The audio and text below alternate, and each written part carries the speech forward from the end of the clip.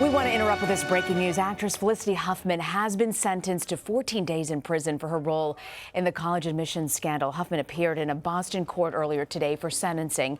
In May, the Emmy Award winner pleaded guilty to fraud and admitted to paying $15,000 to boost her daughter's SAT scores. Huffman is actually the first of 34 parents charged in the college admissions scandal to be sentenced. CBS News legal analyst Rikki Klieman joins me now for more on her sentencing. Rikki, are you surprised? I am surprised. I also think the judge did the right thing. I mean, she gave her some jail time. She obviously split the difference. The government was asking for 1 month or 30 days. The defense was asking for 0 time in jail. And I do think, and I own when I make a mistake, and it's just why I hate to predict verdicts and I hate to predict sentences. At the beginning of all of these cases in March, I said on the air with complete conviction that all of these parents were going to prison for some amount of time. I got a lot of blowback on Twitter that rich people always can buy their way out of it, that rich people are not sentenced the same way as poor people. And I really couldn't respond to all of those tweets because in a way that was meaningful, because I believed that this time it would be different. Yesterday, this morning, I have been very clear on air that I believed Felicity Huffman would not go to jail. And the reason I felt that way was because the Office of Probation, that's a capital O and a capital P, is the guiding light for the courts in order to use the sentencing guidelines federally, which are supposed to keep judges uniform. And that's the purpose of the guidelines. They looked at these guidelines, said 0 to 6 months is appropriate, probation is also appropriate, and first-time offenders are usually given probation. So I was pretty clear that I thought she would get probation, and I thought that was a mistake. Murphy, her attorney, said that she should not be treated better or worse because of her fame. Out of 122 similarly situated defendants, only 5 were sentenced in jail, and he said that they all had some sort of aggravating factors that played in. Does she have some sort of aggravating factor? She has no aggravating factor. However, we have to also remember that of his group of cases, that every case is different. These are not 122 or 127 or whatever the number may happen to be, cases that are similarly situated, meaning that these are all these types of cases, that is paying someone to up your child's grades or take a test for your child. In this case, the test taker upped her score by 400 points. That's a phenomenal difference. I think that I, like many other people, if there is any person in this case, any defendant in this case that your heart goes out to, it goes out to Felicity Huffman. And the reason for that is because she has shown herself to be a person who is living her life as an act of contrition. That Felicity Huffman is ashamed. She has shown that she is ashamed from the very beginning of her arrest, that she has said this to people. She has said it publicly. She showed it in her letter. She showed it in court today.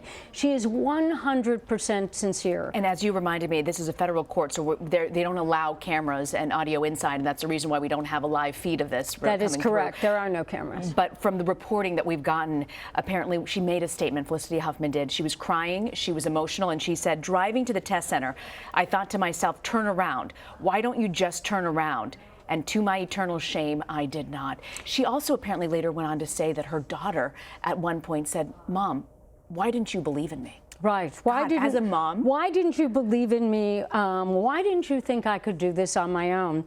The saddest part of this for Felicity Huffman, and basically for many, if not most of these parents, is that they have forever changed their relationship with their own children. Because by trying to do, quote unquote, the right thing as a parent, they went over the edge and went and did a criminal thing. And that what they showed their children is that their children, they felt, were deficient. If you're joining us now, I just want to break in and let you know we are getting breaking news. Felicity Huffman has been sentenced to 14 days in jail and will have to pay a $30,000 fine for her role in the college admissions scandal. Rikki, you and I were talking about, as we were waiting for this verdict, what this story is for so many people in America is that if you are rich, if you are wealthy, if you're affluent, you don't have to do the time. Correct. And I think that one of the things that we have seen in the very difficult situation in this country is this feeling of economic warfare, class warfare. It is us and them. It is the people who do not have means and the people who have plenty of wealth. And one of the things that I think this whole case, not just Felicity Huffman, but all of the defendants will bring up each time that they are sentenced one by one, is that there are people who will say, well, if you were black, brown, yellow, if you were a person of color, or you were a poor white person, no matter what, it's rich and poor, and it's the wealthy elite white people who are on both coasts. Most of these defendant parents came out of the Los Angeles area. There are some who came from other places. But it's this great look at wealth. And as a result, any person who is a person of means gets tagged with their wrongdoing, which then exacerbates this class distinction that we have in America. And I think that's sad. It's one of the reasons that I thought the judge was correct in at least giving her some jail time. I don't wish jail time on anybody. I don't want to do 14 days in jail. And I don't want anyone I know to ever have to do 14 days in jail. It is not a slap on the wrist if you're someone who has to go into a jailhouse cell. But the reality is that one of the purposes of punishment is general deterrence. It's not just, she doesn't need to be deterred. Felicity Huffman will never do anything bad again, ever, ever, ever. But the problem is for everyone else. Do we allow parents, because they have money, be able to affect the system of college admissions? Do we forget about those poor people, or actually just people of middle class, who simply had kids who worked so hard in school and who had extracurricular activities and did everything they were supposed to do to get into these top schools, and that they lost a place because of these parents? Rikki, what does it mean, her sentencing mean, for the 33 other parents who are waiting also to be sentenced involved in this scandal? Well, she's the floor. She is the least culpable of any defendant and any defendant parent for a number of reasons. Number one, it was the least amount of money paid. It's $15,000. No one else comes close to that low amount. Number two is she had an opportunity to do it for a second child and she refused. So she already was remorseful. I think number three, she has acted appropriately from the very beginning. So she's the floor. All of the parents who have pleaded, who are coming up for sentencing one by one, you will see me a lot. It will be in September. It will be in October. We have all these sentencing dates are set for these parents. No one is going, I predict, no one is going to get lesser time than Felicity Huffman. She is the bottom. So if there were all these parents who had the feeling that I had during the last week, reading all this paperwork, and then this morning, who thought, oh, Felicity's not going to prison, which means I'm not either, they now have a second thought. But we have to look at the parents who have not cooperated and who have other charges.